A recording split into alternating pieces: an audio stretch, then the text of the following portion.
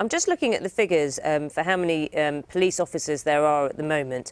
As of the 30th of September 2017, the number of police officers stood at just over 120,000. That was the lowest number since records began in 1996. So by recruiting another 20,000, you're still not even going to get to the peak number, which was back in 2009. So you're just topping up the losses that happened under a Conservative government, aren't you?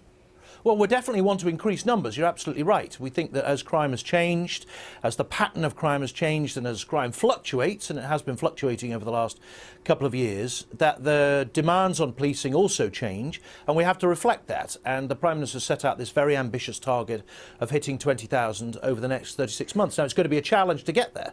The whole policing family is going to have to come together to see what will be the largest expansion in policing for some time, because it's not just about the numbers, it's also about what they're doing. Now, you will have seen also on the news this morning, there have been some reports of some fairly horrific crimes, in particular in northwest London, and one of the conversations we want to have with the policing family alongside this recruitment drive is what those police officers are going to be doing and where the priorities and targeting should be. So while, you know, numbers matter, it's to a certain extent what they're also doing and what the priorities are that matter more.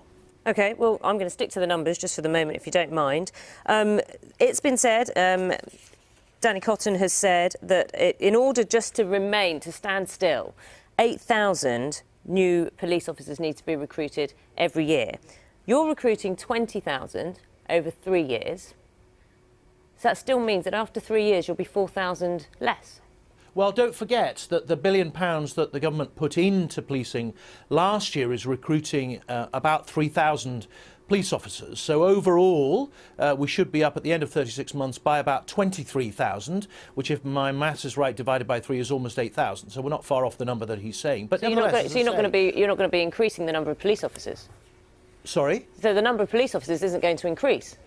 Yes, it is. Overall? Yeah, it is. So we're going. So there's 3,000 already baked in. There's another 20,000 to come over the next 36 months. So we should be up to around the mid 140,000. And these things naturally fluctuate because you never quite know what the pattern of retirement of police officers is going to be. That should be up to about the mid 140,000 within 36 months. And we think if we can get there and at the same time talk about what those police officers are doing, then we can have a significant impact on the upsurge in crime that we've seen over the last couple of years. Now, this is building on work that's been done previously, and it has to obviously reflect that pattern of crime, but we do think it's the right thing to do. And frankly, it's a really ambitious target for us to hit, and I don't apologise for that either.